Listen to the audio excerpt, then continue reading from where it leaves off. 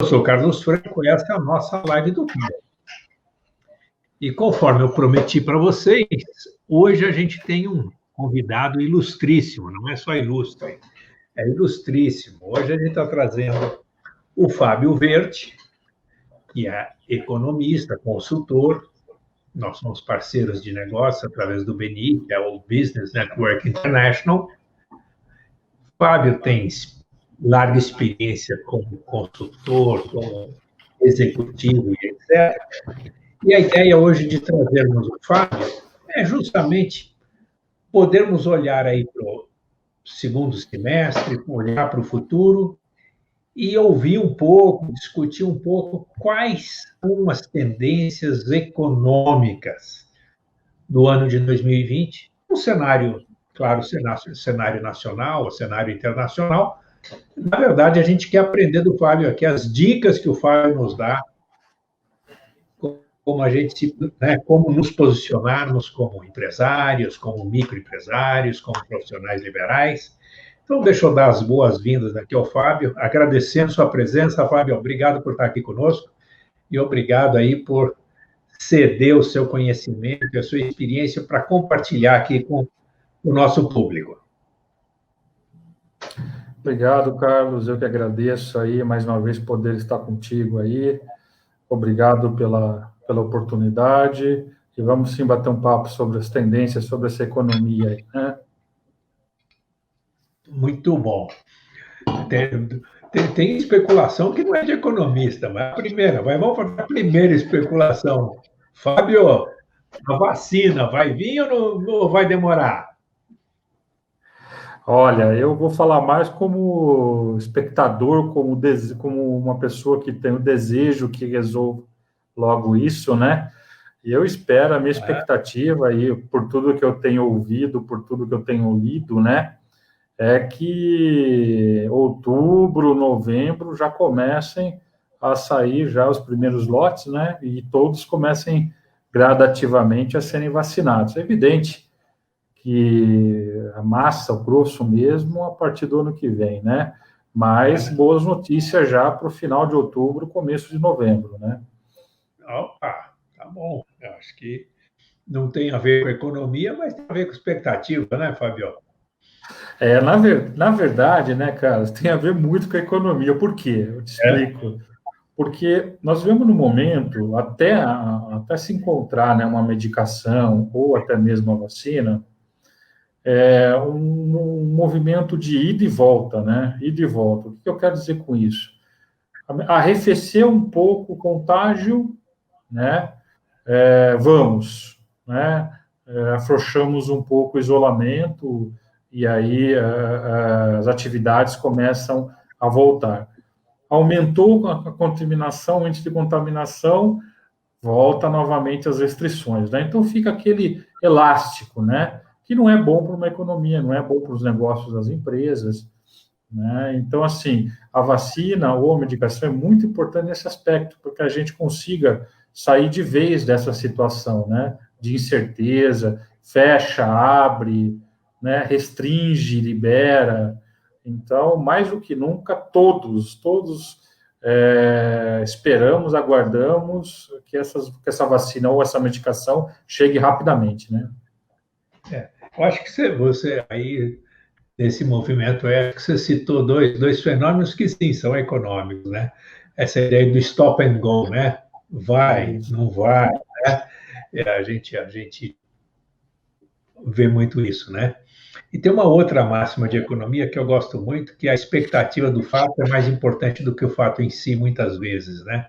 A gente fala isso principalmente quando a gente fala de bolsas, quando a gente fala de várias coisas aí, mas eu acho que pega um pouco por aí, pelo que você está colocando, né? Embora o fenômeno, a vacina, não seja um fenômeno econômico, né? Um fenômeno biológico, sim, tem reflexos econômicos, né? Tem que concordar com você tem toda a razão, né? Ela reage na economia, né? A expectativa, porque ela cria expectativas, né? E eu acho que Isso. E o mercado, principalmente o financeiro, Carlos, ele é conhecido por precificar muito as expectativas.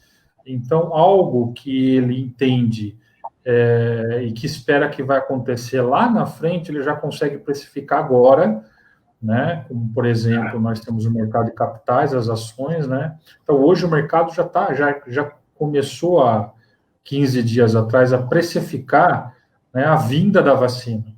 Então, você vê os movimentos no mercado de capitais, em específico na Bolsa de Valores, você vê movimentos mais agressivos, um volume de negócios maior, os investidores com mais apetite, porque eles já estão precificando, né, e já estão com essas expectativas de que a vacina vai chegar. Quer seja em outubro, novembro, vamos falar em janeiro, mas vai vir, porque as pesquisas estão muito avançadas, os testes já estão nas suas fases derradeiras, então o mercado consegue já precificar isso.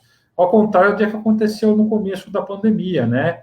Que você houve a depressão, grandes quedas nos mercados mundiais, porque gerava muita incerteza, e na incerteza os investidores eles não conseguem precificar. Exatamente, e aí, por conservadorismo, eles recolhem todos os recursos. Tá. Me fala um pouquinho, Fábio, qual a tua visão aí? Vamos falar um pouquinho de economia brasileira. O que você está enxergando, Fábio? Qual que é o cenário que você desenha para a gente? Bom, assim, para agora, o segundo semestre, a expectativa é que pelo menos retome, né, os mesmos patamares do pré-pandemia.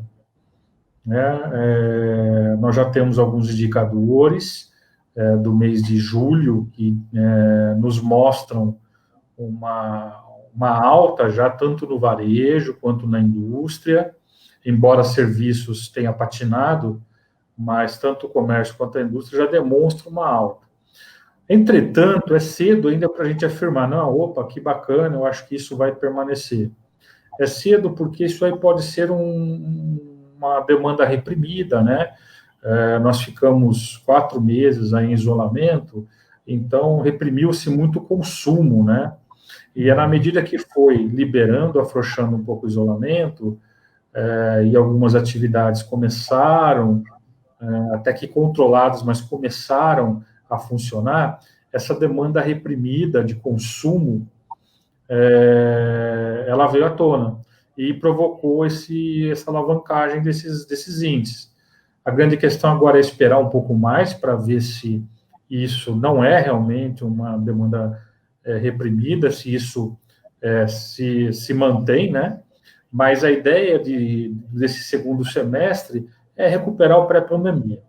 Nós temos várias situações muito positivas aí para o ano que vem, depois, se você quiser, nós comentamos, mas uma coisa que é importante, né, característico da nossa economia, é que nós temos um conflito muito intenso no campo político, né?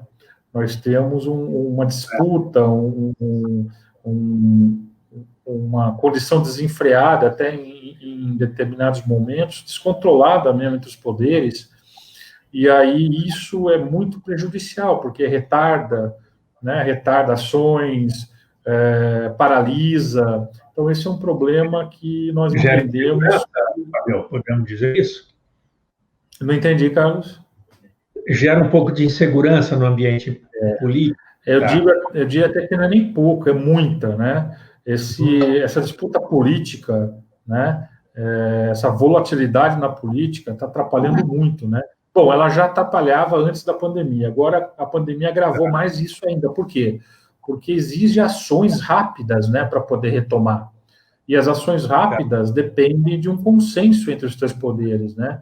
E nós estamos vendo que isso não está acontecendo, infelizmente. Então, isso é um problema específico, é a nossa jabuticaba, né, que eu costumo dizer, né? Jabuticaba só tem no Brasil, é a nossa jabuticaba. E é um desafio fazer com que todos se alinhem, né, e acelerem esse processo através de ações de retomada. Tá. Eu tenho afirmado aqui, Fábio, vê se você concorda com isso ou se tem sentido. Eu tenho dito que, independente do alinhamento ideológico, o papel nosso aqui não é discutir política, nem alinhamento ideológico partidário, mas que as medidas econômicas, né, que o Paulo Guedes teve autonomia para implementar, né?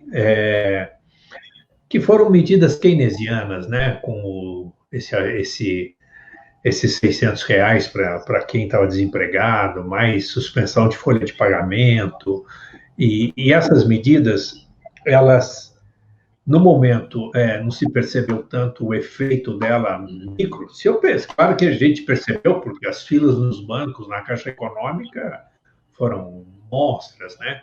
Mas parece que no efeito macro, então o keynesianismo parece que está funcionando, parece que talvez até um pouco disso que você está falando, da reação do comércio, do comércio básico, do consumo básico, né, garantir alimentação, subsistência, distribuição, eu atribuo, de certa forma, ao governo ter chamado para si o papel de Estado. Né? Esse é um papel de estadista. Né? Quem tem é o presidente, não é governador, não é ninguém, é o presidente que tem esse papel. E ele chamou para si, claro que delegando isso para o Paulo Guedes, mas a impressão que eu tenho é que essas medidas, que não foram populistas, foram medidas necessárias, na minha visão, e que elas surtiram efeito, estão surtindo efeito. Claro que tem ajustes, teve desvio, teve gente que não recebeu da vez, aquela história, mas tudo bem, isso aí resolve, é uma questão de fiscalização. Mas o princípio econômico de funcionamento, na minha visão, parece que foi acertado. Eu queria ouvir um pouquinho de você, Fábio, qual que é a sua visão aí? Sim, concordo contigo, Carlos. Era necessário isso, né? A intervenção pesada do Estado, porque o Estado é o único o governo federal é o único que pode emitir moeda, papel moeda se precisar, né? E os demais poderes, as demais esferas não, nem Estado nem município tem esse poder, né? Então, sim, eu acho que as medidas foram, e a gente pode até estendê-las, tem as linhas de crédito para as pequenas e micros empresas. Então, houve realmente, entendo que a intervenção foi precisa, foi cirúrgica, né? E graças a essa intervenção, que nós, neste segundo semestre, podemos ter a esperança de recuperação a níveis pré-pandemia. Né? Legal. Ou legal. minimizar o máximo possível a queda do nosso PIB. Né? Hoje, o FMI está programando, a última revisão do FMI fala em uma queda de 9% do nosso PIB. Né? Uma queda forte, feroz.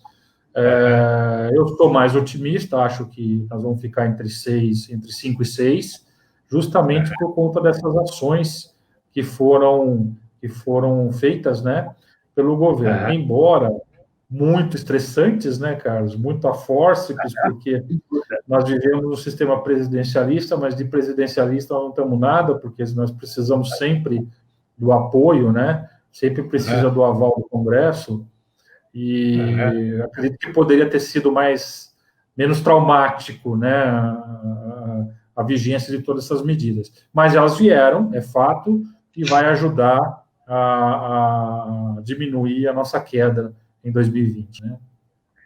Perfeito. E de modo geral, acho que tem dois componentes que sempre surgem muito. Né? Eu acho, né, eu costumo comentar, que o Brasil tem uma vocação estratégica mundial no agronegócio, na competitividade que o Brasil tem no agronegócio é tremendo. Já faz mais de 20, estamos indo para quase 30 anos sem política agrícola, né? Já não tem mais crédito rural, não tem nada. No setor do agronegócio sobrevive quem é competente, né? Porque você não tem uma política de armazenagem, uma política de preço mínimo, não existe mais nada disso. É livre mercado e livre concorrência. Mas essa condição muito difícil, vamos dizer assim, que o empresário do agronegócio tem que ser muito competente, foi formando por seleção natural hoje o time que está. Quem está no agronegócio, se não for competente, quebrou. Né? Então, a gente vê que, de modo geral, a gente tem organizações no agronegócio, ou são a pequena e média empresa, a agricultura familiar, que já passou MST, já passou tudo isso. Hoje a agricultura familiar tem uma estrutura que é competitiva na diferenciação de produto, principalmente hortifruti grangeiro e coisas desse tipo.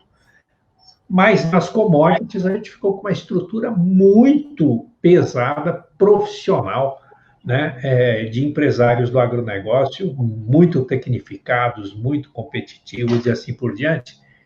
E com isso, o agronegócio hoje tem classe mundial de competitividade, de gestão, de inovação, assim por diante. Ainda pegou, né, com isso, a pandemia aí, em termos mundiais, com a queda do petróleo também, os preços agrícolas também subiram, né? Não só para a demanda, mas para a oportunidade. Como é que você enxerga aí o papel do agronegócio no momento e no futuro, Fábio? Olha, Carlos, eu oro a Deus agradecendo que nós conseguimos essa excelência, né, e essa pujança no agronegócio, porque é isso que nos segurou, que está fazendo com que nós não caíssemos ainda mais do que já caímos, né? E também, por outro lado, ele vai ser um dos motores impulsionadores da retomada e do retorno ao crescimento, né? Então, o agronegócio hoje, você tem toda a razão, o que nós conseguimos de tecnicidade, de profissionalismo, de escala, né? E tudo isso fez com que nós nos posicionássemos, ocupássemos uma posição muito privilegiada no ranking mundial da agricultura, e nós competimos igual para igual, por exemplo, com os americanos, né? Então, assim, foi isso que impediu, né, a nossa queda maior, e é isso que vai ser um dos impulsionadores da retomada. E acredito ainda que nós temos, embora já alcançado uma posição de extremo destaque na agricultura, nós temos uma ministra que está fazendo um excelente trabalho aí, há muito espaço, e ainda vai crescer muito mais em determinadas culturas, como, por exemplo, a soja, né? Porque os chineses vão voltar a comprar forte, precisam. E nós somos um armazém de alimentos para o mundo. Então, os nossos números e a nossa predominância, ela tende a crescer ainda mais depois dessa pandemia. Legal.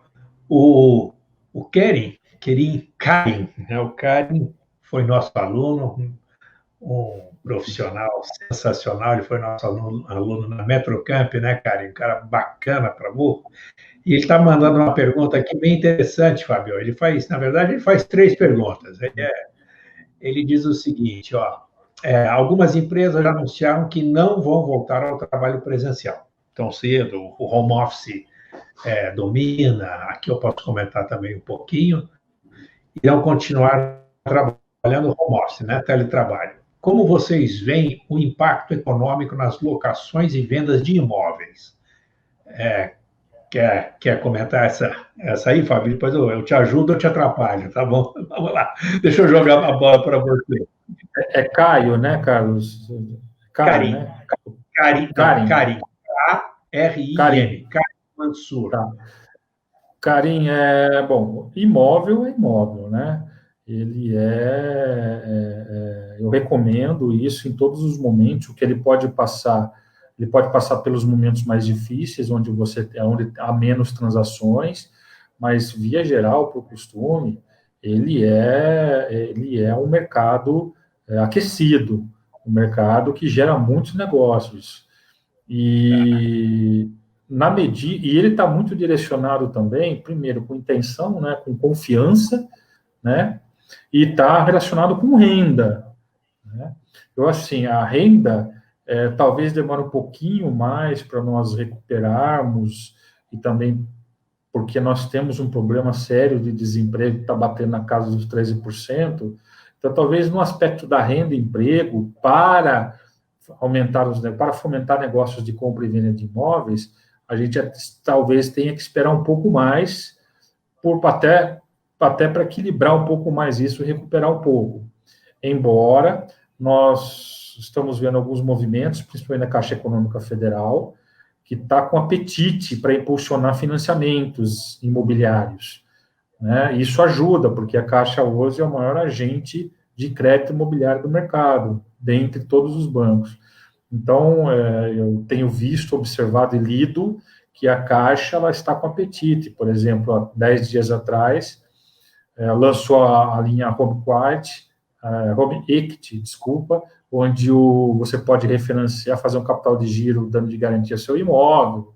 Então, assim, a Caixa ela tem demonstrado apetite e ela tem demonstrado que quer ser protagonista nesse mercado imobiliário de compra e venda, né?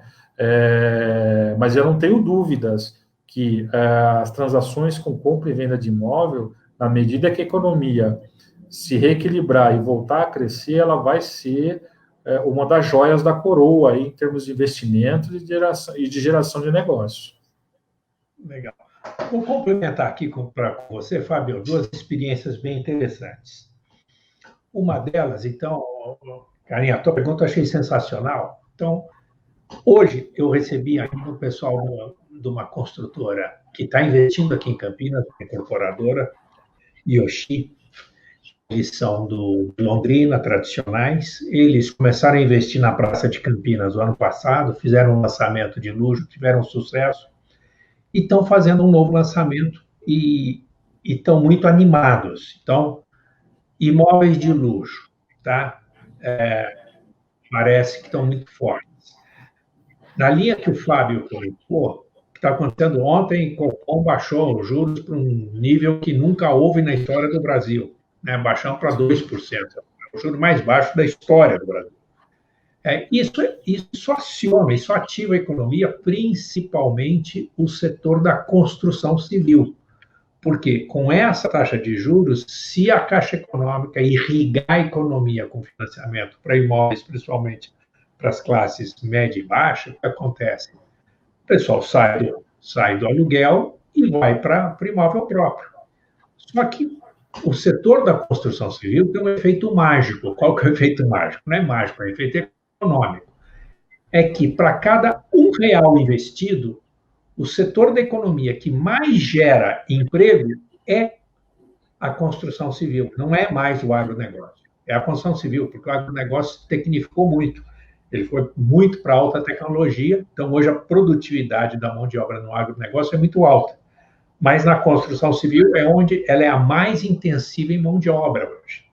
Então, uma linha de crédito com juros baratos, né? A necessidade de se reativar a economia e a oportunidade de sair do aluguel para quem então está, mesmo que, né, numa condição de mais risco de emprego, nessas condições com esses juros, a prestação de uma casa própria é mais baixa que o aluguel de imóveis, é mais baixo do que o aluguel. Então, esse é um fenômeno que o pessoal da Yoshi está dizendo. Então, no segmento de luxo, realmente, quer dizer, você não precisa de financiamento, ele se financia, né? Mas aqui embaixo você tem, então, um efeito multiplicador econômico muito forte, porque você gera investimento, gera salário, gera consumo e gera emprego. Tá? Então, esse deverá ser um movimento. Tem outros dois movimentos, Carinha, acontecendo muito fortes. Campinas é uma das regiões beneficiadas por esse movimento. Tá? Eu estou na Riviera de São Lourenço, que é litoral, né? Tem imóveis lá. A gente já está percebendo isso. Vão ter vários novos lançamentos lá, mas está acontecendo isso aqui como interior. Nós somos o interior mais próximo da capital. Tá? Nós, Vinhedo, aqui. O que está acontecendo? Com essa tendência que você está apontando aqui do teletrabalho, do home office, quer dizer que quem morava em Campinas e ia trabalhar todo dia em São Paulo, não vai mais trabalhar todo dia em São Paulo. Vai trabalhar 2 ou 3 dias por semana. Ele vai trabalhar muito com home office aqui em Campinas. E agora, então, a Riviera passa a ser uma alternativa, não é para passar o fim de semana, é para viver. Por quê? Porque da Riviera a São Paulo, em dias normais da semana, em 1h15, 1h30, você está em São Paulo. Então, se você tiver internet boa, a primeira coisa que o pessoal me pergunta nos meus apartamentos é como é que é a internet?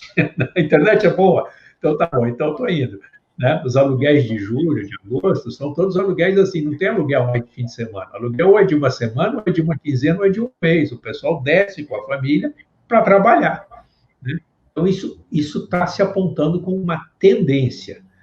Valorização de imóveis no interior, principalmente no interior próximo a São Paulo, que você ganha em qualidade de vida, né? A vida aqui em Campinas é muito superior, muito melhor do que a vida em São Paulo no trânsito.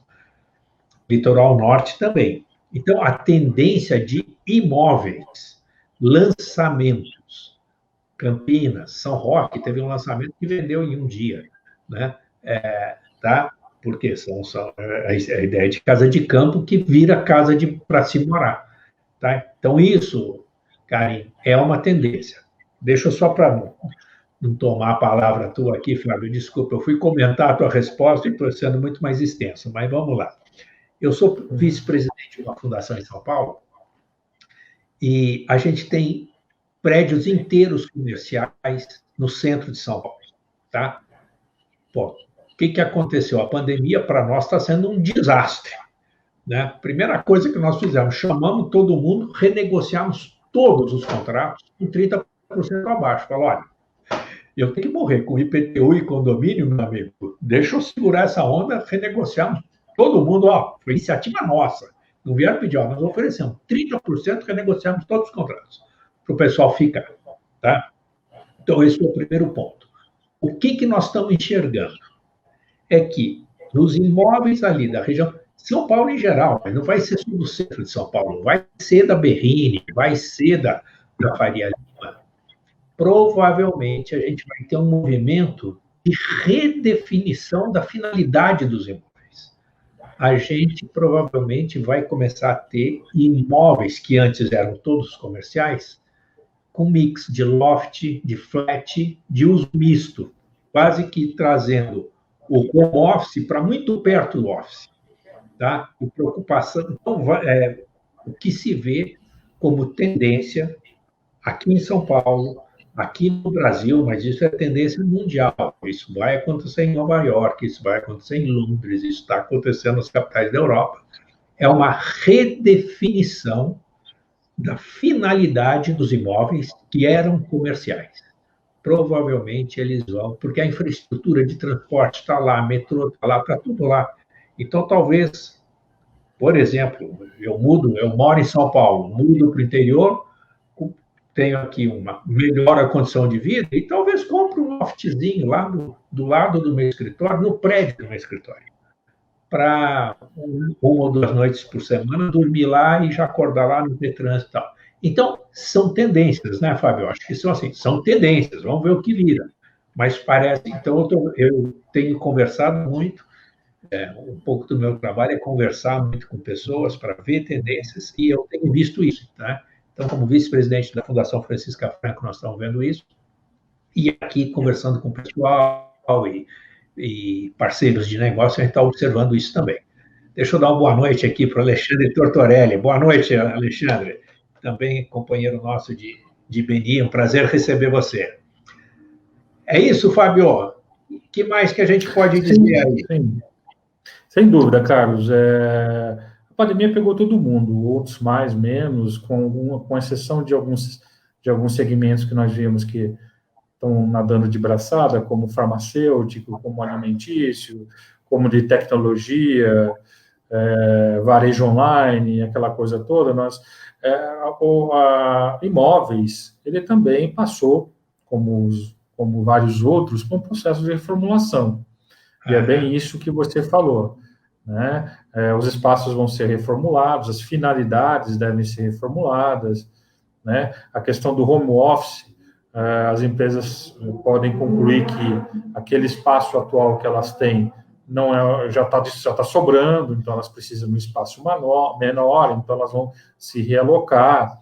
Então, são situações de adaptação que estão ocorrendo agora.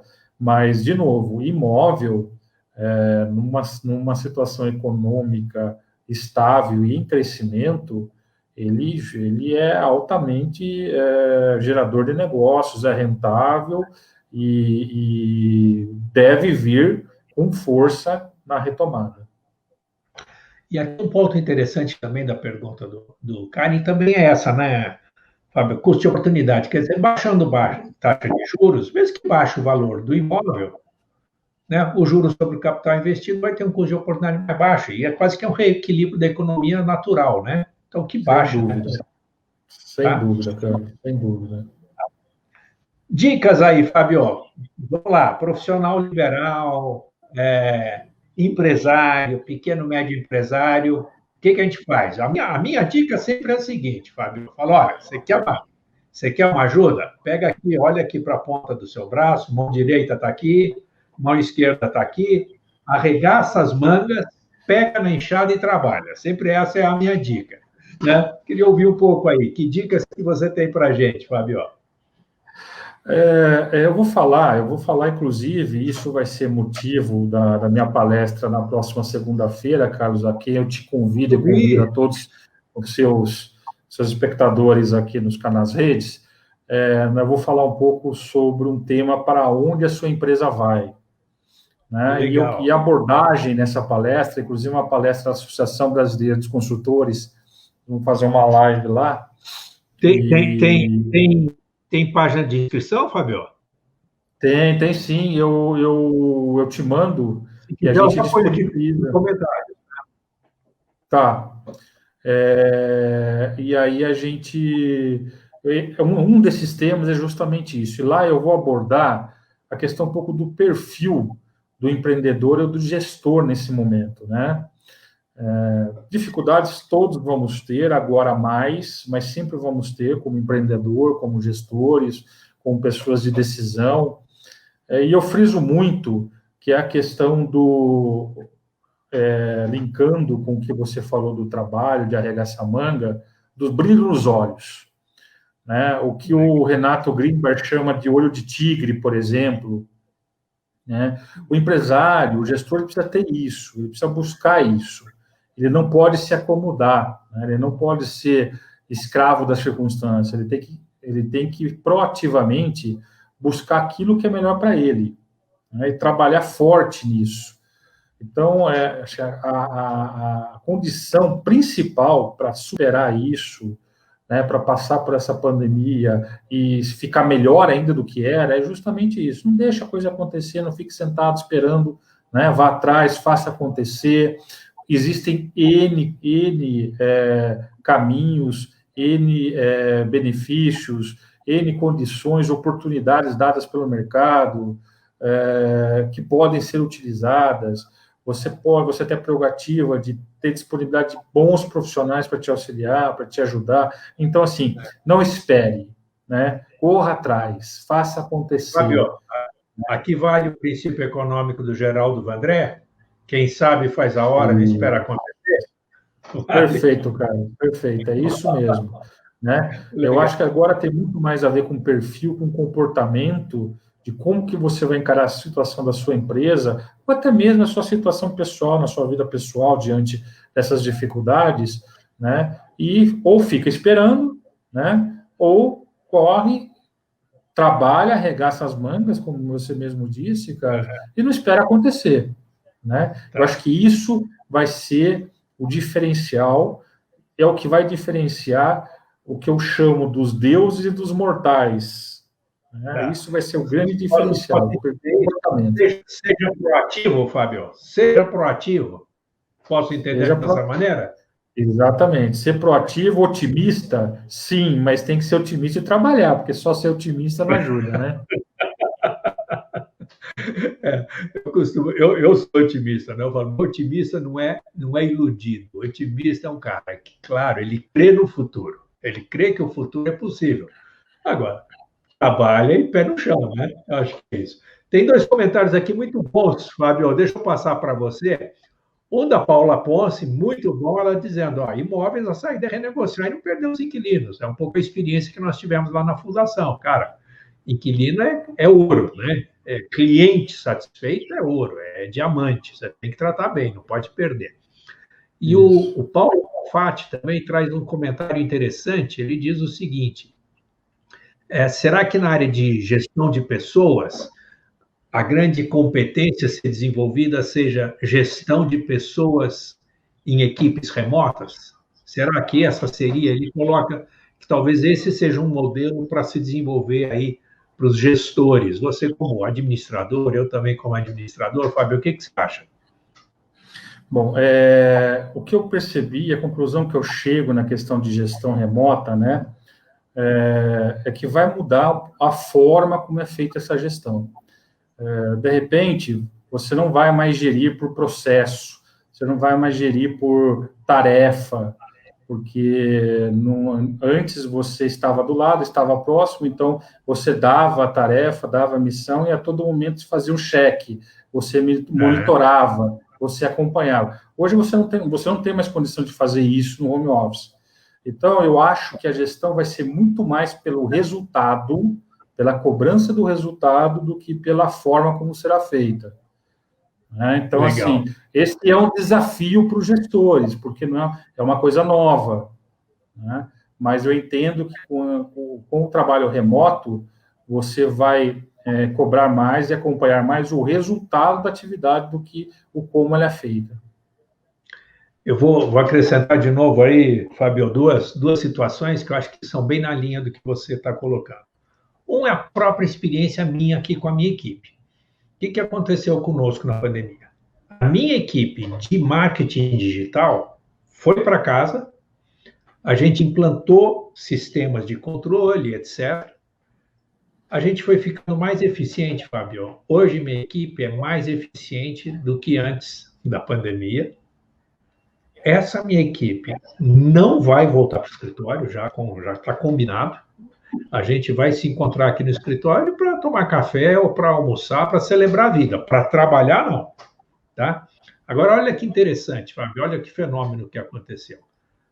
A minha equipe, que era pequenininha, eu tinha duas pessoas comigo. Nós crescemos 100%. Hoje eu tenho 4 pessoas nessa minha equipe. Só que um deles não está nem em Campinas, está no interior do Paraná. E a gente se reúne todo dia, a gente tem uma reunião estratégica de alinhar, fazer, ajustar, e depois tem reunião 2 a 2, o que for, à medida que precisar. A outra membro da minha equipe também é daqui da RMC, mas é de Valinhos, né? E a gente só trabalha no ambiente virtual. Então, esse é um fenômeno. Isso está acontecendo. Para mim, a chave do sucesso, para mim, aí vai um pouco do que a gente chama de benchmark, é que o meu principal gestor, o meu braço direito, que é o Aldeir, a gente trabalha há muitos anos juntos, e ele fez uma longa parte da carreira profissional dele na IBM, e a IBM já era trabalho à distância em equipes mundiais desde sempre. Então, ele veio com essa tecnologia, ele já estava comigo aqui antes da pandemia, mas na hora que veio a pandemia, ele, com 2 estalos de dedo, ele colocou a gente alinhado e nos ajudou muito. Então, esse é um fator interessante. Eu falo, acho que, estou falando da IBM, mas tem outras empresas. Empresas que têm a tradição de trabalhar já com equipes multigeográficas, já tinham a expertise e o know-how para isso. Eu fui beneficiado nisso, tá? Eu acho que esse é um ponto, esse é um dos aspectos aí que eu acho que a pergunta do Paulo nos ajuda a desenvolver nessa direção, tá? E então acho que nesse meu caso aqui eu com certeza afirmo isso com facilidade, mas nós estamos vendo isso também no ambiente do ensino, né, Fabio? As universidades mesmo, né? Elas já se reestruturaram. Sim. Só para você ter uma ideia, a minha origem é do mercado financeiro, né? Trabalhei em grandes bancos. Quando que você imaginaria que os grandes bancos, poderiam considerar e adotar o home office no passado? De maneira nenhuma, nem passava pela cabeça. Hoje, por exemplo, o Bradesco anunciou há 20 dias atrás, 43% da força dele, que hoje está em home office, não vai voltar. Com isso, ele já fechou 230 agências. Redução de custo, melhoria de eficiência, né? E os outros estão indo para o mesmo caminho. Vai se quebrando os outros estão indo para o mesmo caminho. Então, vai mudar, sim, as relações, né? E também tem uma questão muito de confiança, né? Acho que vai reforçar ainda muito a confiança nas equipes, talvez em função disso, haja necessidade de alguma reavaliação ou outra, mas não vai ser mais a mesma, e é um desafio para os gestores também vão ter que se adaptar com esse novo modelo de gestão, porque ela veio para ficar e, quiçá, né, não aumente ainda, né? Uhum. Aqui, ó, tem um comentário bacana aqui do Alexandre Tortorelli, né, não só parabenizando a sua participação aqui, Fábio, mas o Alexandre está dizendo o seguinte: com as transformações que estão sendo impostas à nova realidade, vai revisar os processos de execução, é uma pergunta, né, para adequar às novas realidades e ajustar questões de custos e atendimento ao cliente? Você acha que é o caso de rever processos, rever a entrega e o atendimento ao cliente? Você acha que seria uma questão estratégica aí para as empresas? Sim, sem dúvida, né? Porque como é novo, né? Sempre a gestão, o mundo de organizações e gestão de pessoas, ele é muito dinâmico, né? E sem dúvida alguma, com esse novo modelo, você precisa rever os processos, terem processos mais alinhados. É lógico que seguindo a ótica do cliente, entendo. Eu acho que o cliente sempre deve puxar, né, essa ótica de revisão, de mudanças dos processos. Ele deve ser o foco. Porque, afinal, uma empresa, independentemente do segmento, se não tiver cliente, não existe nada. Eu costumo dizer para as empresas que eu atendo, né, e costumo fazer a seguinte pergunta para elas: se vocês me perguntarem qual é a área mais importante de uma empresa, e olha que eu sou de finanças, a vida inteira de finanças, né? Se eles me perguntarem qual é a área mais importante de uma empresa, obviamente eles vão entender que eu vou responder que é a área financeira. Aí eu vou matá-los, eu vou chocá-los, porque a área mais importante da empresa é a área de vendas, é a carteira de clientes. Então, tendo esse foco, né? Nada acontece, né? Exatamente, né? A vendas é o pulmão, é o que leva oxigênio para todos os outros órgãos, inclusive o coração, que é o financeiro. Mas sobre essa ótica, sobre esse ponto de vista, os processos sim precisam ser revisados, porque o dia a dia é diferente, não vai ser igual, né? Acho que complementando aqui, Alexandre, tem alguns casos que eu vejo, né, nos meus negócios. Então, eu já falei, no marketing digital, mudou. Nosso processo de produção mudou. O produto é o mesmo, mudou. A gente já estava no infoproduto crescendo, tá? Se eu pegar aqui, minha esposa, cirurgiã dentista, como é que você vai mudar o esquema de dentista? Mudou. Mas como assim mudou, cara? Mudou o processo. Olha que interessante. Há anos, um bom dentista, ele faz atendimento de no máximo 1 hora, pensando no conforto do cliente. Tá? Então, ele atende 1 hora, intervalo, atende o próximo cliente 1 hora, e aquele cliente, né? E o cliente que foi atendido 1 hora, ele volta semana que vem, mais 1 hora, e assim por diante, fica confortável.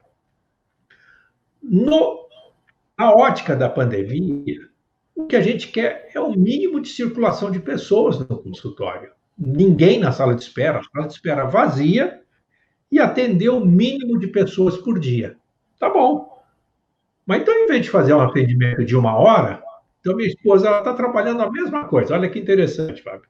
Só que ela atende um cliente de manhã, num tratamento mais longo. Então, ele vai fazer numa manhã o que ele ia fazer num mês. Tá? E à tarde ela atende um outro cliente. Sala de espera vazia, o que aconteceu? Então, sala de espera, ela já tinha equipado a sala de espera dela, cada sala de espera nossa, uma sala que virou, sabe, sala de estar? Então, você fica a manhã inteira no dentista, tem 1 horinha que você para, vai lá na sala de estar, toma um chá, relaxa um pouquinho, bate um papo e voltamos. Então, isso tipicamente é o quê? É mudança de processo. Tá? A forma que você faz o delivery do seu serviço. Mas o que a gente está focando? O que ela está focando? Qualidade e segurança. Né? Sem chance de contágio, maior segurança, um pouco mais de desconforto, porque tem mais máscara, mais isso, mais aquilo. Mas já o novo normal é esse. Então, na odontologia, o novo normal não é mais paciente de hora em hora. é paciente em ciclos mais longos, e daí você tem um ambiente mais agradável, né? Então, isso é adaptação, isso é um caso típico, é um exemplo típico que a gente dá para fazer. Eu te dei 3 exemplos, né? Minha equipe mudou, no marketing digital mudou, na odontologia mudou, meus negócios de locação na praia mudou, não tem mais locação de fim de semana. Diária, por exemplo, diária na Riviera, de fim de semana era mais caro do que diária de semana, né? Não é mais, porque não tem mais locação de fim de semana. As locações são no mínimo de 3 a 5 dias. Por quê? Porque o pessoal, então, vai fazendo home office, vai integrando, então ficou linear. E a gente mudou também o processo. Então, não tem mais cliente entrando e saindo no mesmo apartamento no mesmo dia, não tem mais isso. O processo não é mais só de faxina, a gente teve que implantar um protocolo de higienização, tá? Por que a gente teve que implantar? A gente teve que implantar porque a gente tem consciência, só por isso, não é exigência de setor nenhum. Então, a gente faz uma higienização com bactericida. Qual bactericida? Caro para burro, mais caro que tem, que é o que os hospitais usam. Então, com isso, eu zero o contágio de Covid. Então, é mudança de processo. E isso está indo, né? Eu tenho certeza que o Alexandre vai dizer, tenho certeza, ele tem curso preparatório de vestibular. Mudou tudo, né? Mudou o ambiente, mudou a forma e assim por diante, né? Tá?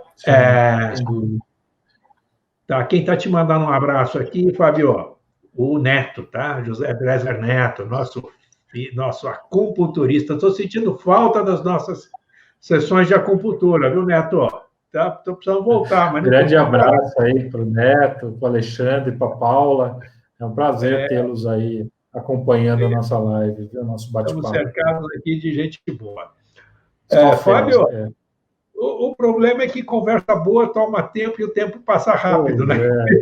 Pois é, cara. Eu estava pensando, né, justamente nisso. Está tão boa a conversa que eu nem me toquei, que nós já estamos há mais de 40 minutos falando. Nós já estouramos. Nossa live normalmente é meia hora, nós estamos batendo 50 minutos aqui.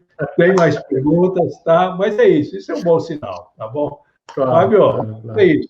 Se você aceitar, eu de quando em quando vou convidar você aqui para a gente fazer um bate-papo realmente de como as coisas estão acontecendo, como que a economia está acontecendo, né? Eu vou contar uma piada aqui de economista, mas porque eu sou economista, então eu posso contar, tá bom? Senão seria ofender, né? Diz que a gente contrata economista para dar os prognósticos para a gente, né? E depois a gente contrata de novo o economista para dizer por que aqueles prognósticos não funcionaram e qual era o princípio que fez com que eles não funcionassem e funcionassem certo, né? Claro que é brincadeira, né? Mas a ideia é essa. Se você aceitar, Fábio, eu vou convidar para um momento desse, a gente falar um pouco de economia, uma vez por mês, uma vez, mais ou menos cada mês e meio, a gente ir acompanhando como é que as coisas estão acontecendo. Topa? Claro, Carlos. Sempre que você me convidar, é um prazer falar contigo. E uma coisa já é consenso. O pior já passou, né? Acho que o pior já passou. Daqui para frente só temos momentos que devem ser melhores. Recuperação, o ano que vem um ano de muita expectativa, justamente por conta do agronegócio, por conta de um pacotaço de 40 bi de infraestrutura que está vindo aí, está sendo costurado, né? O marco do saneamento, está vindo aí mais 40 bi de potencial de investimento. Então, assim, o ano que vem só tem coisas boas aí, a menos que aconteça alguma coisa que, obviamente, ele não estava esperando, mas, assim, o ano 2021 vai ser um ano muito promissor. Vê se a gente alinha aqui, Fábio. Eu digo o seguinte, olha, pessoal, como cidadão, nós vamos ser coadjuvante. Siga as instruções das autoridades sanitárias, tá? Essa semana, né, perdi, assim, esposa de um amigo muito próximo, né, da minha faixa etária, grupo de risco, 60 anos ou mais. Poxa, do nada, ficou com Covid e veio a falecer, veio a óbito. Então, olha, como cidadão, primeira coisa, Fábio, pelo menos eu dou graças a Deus todo dia, estou vivo, né? Graças a Deus, nossa família tá livre. Visitei minha mãe com 90 anos na fazenda essa semana. A gente recolheu ela para a fazenda para ficar longe de tudo. Graças a Deus tá bem cuidada, etc. Então, acho que o primeiro ponto, né, concordando com você, é assim, olha, vamos seguir o que as autoridades preconizam. Se vier vacina, ótimo.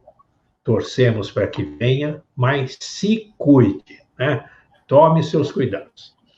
Agora, do ponto de vista do business, não, aí podemos até apreciar e valorizar todas essas medidas, né, do Estado, do governo, medidas keynesianas, mas aí é hora de você assumir seu papel como protagonista, tomar as rédeas dos seus negócios, tomar as rédeas da sua relação com o cliente, com a sua relação com o mercado e dar seus pulos, né, Fábio? Fazer acontecer.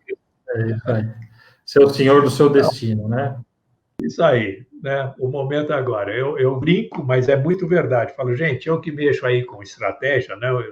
Eu tenho a minha mentoria que é o Transforme Ameaça em Oportunidade. Uma das grandes dificuldades de a gente levar o meu mentoriado, levar meu cliente para o futuro, é que ele está agarrado no presente, ele tem medo que as coisas piorem. Então, é difícil ele sair do presente. Eu falo, olha, se você foi chutado para fora da sua zona de conforto pela pandemia, dê graças a Deus e aproveite essa oportunidade para ir para o novo normal. Ao terminar nossa live aqui, aos 53 minutos, eu quero agradecer muito a presença do Fábio. Muito obrigado, Fábio. Foi sensacional a sua participação aqui. Quero recomendar. Segunda-feira, então, o Fábio vai estar... Qual que é o canal, Fábio? Onde é que vai estar acontecendo a sua palestra? É na internet, não? Tem um link, né, um convite. Tá? Eu já postei nas redes sociais da FV Consultoria e Treinamento, tanto no LinkedIn quanto no Facebook. FV Consultoria.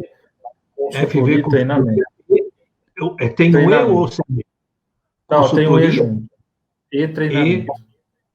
É o E normal, isso. Treinamentos, né, no plural? Treinamento, no singular. Treinamento.com.br. .com só. .com. Então, olha aqui, estou pondo nos comentários aqui, ó, do YouTube e do Facebook, tá? www.fvconsultoriaetreinamento.com. Vai lá, faz a sua inscrição e vamos ter aí uma palestra sensacional do Fábio falando sobre esses assuntos e alguns outros tópicos, né, Fábio? E alguns outros tópicos. 8h30 da noite. Todos estão convidados, vai ser muito bacana, muito legal. E também tem as redes sociais, qualquer coisa, nós estamos postando muita informação. E, legal. Mais uma vez, Carlos, obrigado pela oportunidade. Imagina, foi um prazer.